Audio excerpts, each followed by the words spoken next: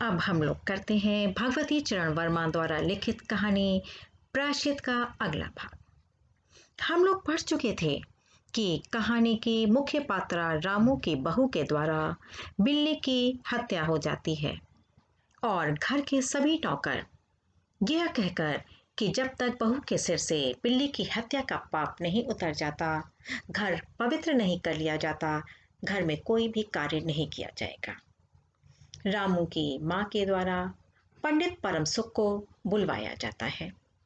पंडित परम सुख आते हैं, पन्नों को पलटकर अक्षरों पर उंगलियां चलाकर माथे पर हाथ लगाकर गंभीर मुख मुद्रा से यही कहते हैं कि बिल्ली की हत्या प्रातःकाल ब्रह्म मुहूर्त में हुई है, इसलिए घोर कुंभीपाक नरक का विधान है और इसके लिए बहुत बड़ा प्रायश्चित किया जाएगा।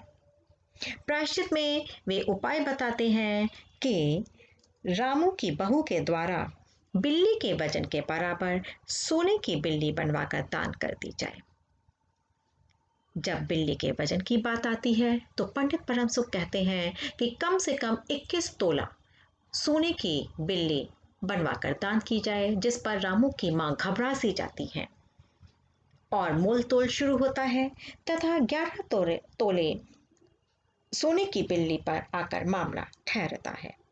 इसके बाद पूजा पाठ की बात आती है, तो आइए देखते हैं पंडित परम सुख पूजा पाठ में क्या बताते हैं।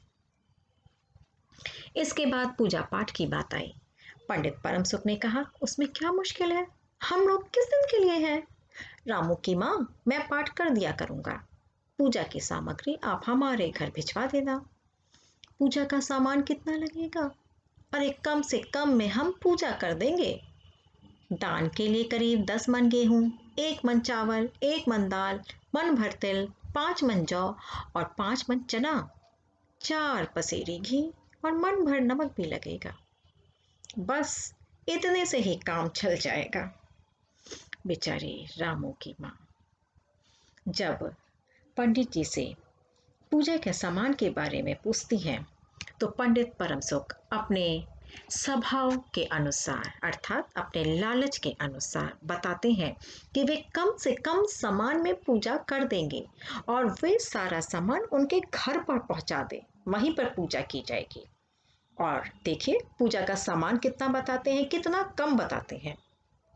वे कहते हैं पूजा के सामान में करीब 10 मन गेहूं, 1 मन चावल, 1 मन दाल, मन भर तिल, 5 मन जौ और 5 मन चना, पसेरी घी और मन भर नमक भी लगेगा।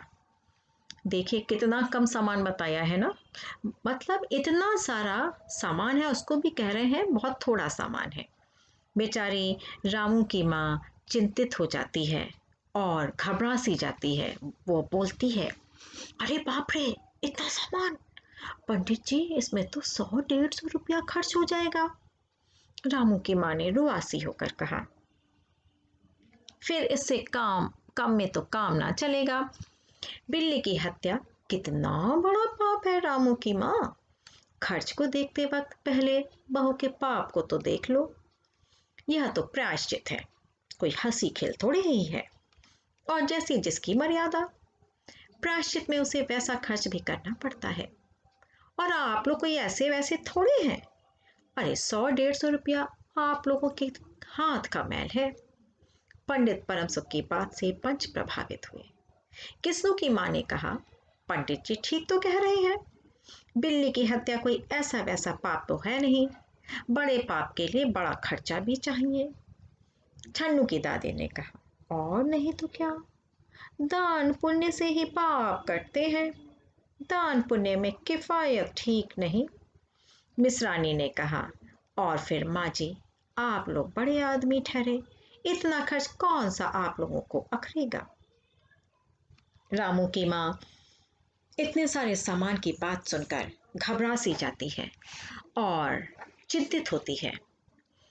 कहती है इतना सारा सामान जिसमें तो बहुत अधिक खर्चा आएगा। लेकिन इस पर पंडित परम सुख कहते हैं कि खर्चे की बात ना की जाए, क्योंकि बिल्ली की हत्या बहुत बड़ा पाप है। जब पाप बड़ा है तो प्रायश्चित भी बड़ा होगा और फिर खर्चा तो होगा ही होगा। साथ ही साथ पंडित परम सुख कहते हैं कि इतना बड़ा खर्चा तो रामू की माँ आसानी से कर सकती हैं, क्योंकि वे लोग अमीर आदमी हैं, बड़े आदमी हैं। इतना खर्चा उनके लिए कोई अधिक खर्चा नहीं है। पंडित परम सुख के ऐसा कहने पर पंचायत में किस्नू की माँ, छन्नू की दादी और मिश्रानी भी थी। वे भी पंडित परम सुख की बात की हाँ में हाँ मिलाती हैं और रामू की माँ को समझाती हैं, जिसमें सर्वप्रथम किस्नू की माँ कहती है कि पंडित जी ने सही कहा है, बिल्ली की हत्या कोई साधारण पाप थोड़ी है, बहुत बड़ा पाप है, तो बहुत बड़ा खर्चा तो होगा ही। मिश्रानी भी उनकी हाँ में हाँ मिलाती है और कहती है कि रामू की माँ बड़े आदमी हैं और इतना खर्चा तो वे लोग आसानी से ही कर सकते हैं।